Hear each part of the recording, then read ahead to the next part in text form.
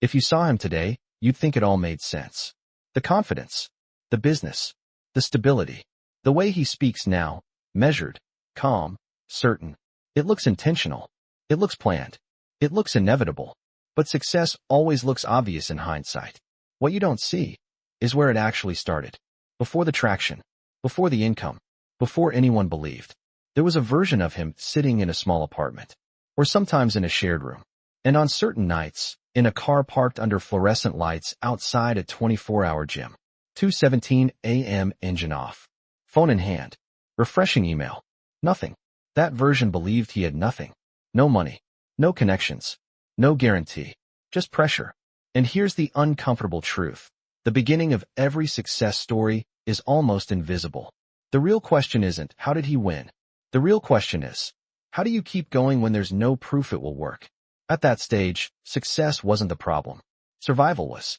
The bank account wasn't zero, but it was low enough to make every decision feel heavy. Groceries became math. Gas became strategy. Time became currency. And the hardest part? Nobody fully understood what he was trying to build.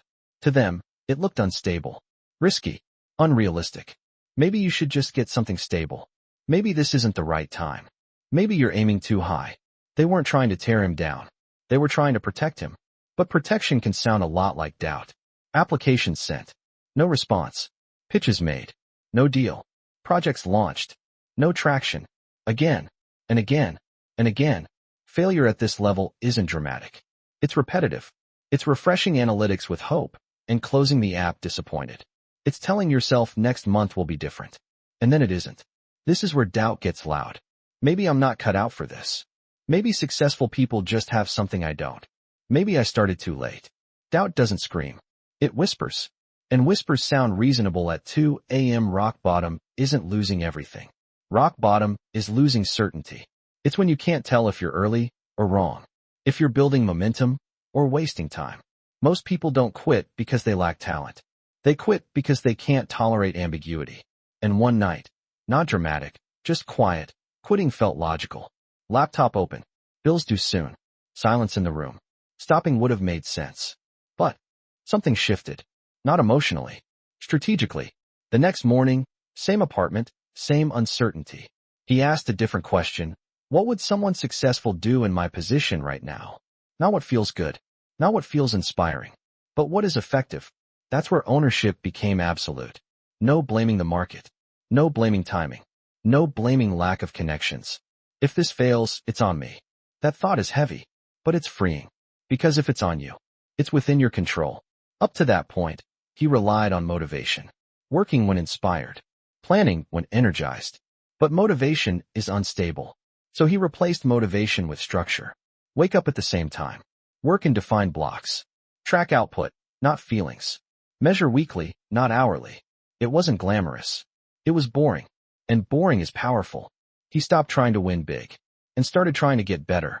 Communication, sales, execution, decision-making. Instead of chasing results, he chased competence. Competence compounds. And when competence increases, confidence follows naturally, not artificially. He cut distractions. Less scrolling. Less explaining his vision. More building. Because explaining feels productive. But it isn't. Execution is quiet. And then something small happened. A client said yes. Not life-changing, but real. 2 became 3. 3 became referrals. Referrals became reputation. Not massive, but measurable. For the first time, effort and outcome aligned. The world didn't notice. But internally, something changed. He no longer felt desperate. He felt focused. Consistency entered the system. And when consistency meets time, momentum begins. From the outside, it looked sudden. People started asking, how did you do that? But nothing about it was sudden. It was delayed visibility. Success is slow privately and fast publicly. The bank account changed gradually. Bills no longer triggered anxiety. He could think long-term. Invest instead of react. Plan instead of panic. And that mental shift was bigger than the financial one. He wasn't chasing anymore. He was building.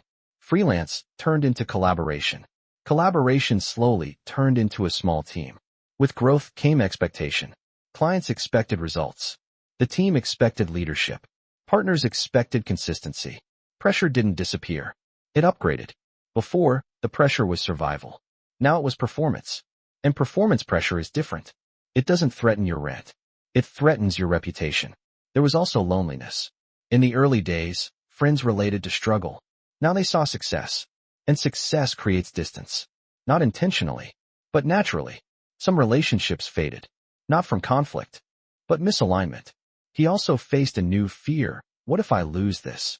When you've had nothing before, having something feels fragile, even when it's stable. But maturity started forming. Success wasn't revenue anymore. It was sustainability. It was systems that didn't depend on panic. Leadership that didn't depend on ego.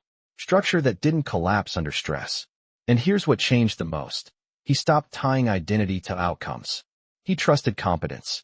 Because competence doesn't panic. It adapts. Which brings us back to the beginning. Back to 2:17 a.m. Back to the fluorescent lights.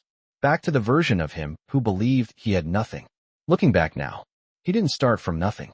He started from pressure. From lack of privilege. From lack of shortcuts. But he had time. He had health. He had access to information. He had the ability to choose. That's not nothing. That's potential. The dangerous belief isn't that you have nothing. It's believing that what you have doesn't matter. The real transformation wasn't financial. It was psychological. From uncertainty to capability. From chaos to control. From doubt to evidence. Money was a byproduct. Recognition was a byproduct. Stability was a byproduct. The real product was the person he became. Because the man sitting under fluorescent lights would not recognize this version. Not because life became perfect, but because posture changed. Back then, he hoped things would work. Now he engineers outcomes. Hope is passive. Engineering is active. And here's the final truth. He didn't win because he started with nothing. He won because he refused to stay nothing. And wherever you are right now, in the invisible phase, in the ambiguity, in the repetition, the decision is still available to you. Not to feel motivated, not to feel confident, but to build structure, to build competence, to stay. Because success isn't an explosion. It's accumulation. And accumulation rewards those who endure it long enough. The invisible season isn't wasted. It's construction. And one day, someone will look at your life and think it all made sense. But you'll know, it started quietly, at 2:17 a.m., when nobody was watching, and you decided to continue.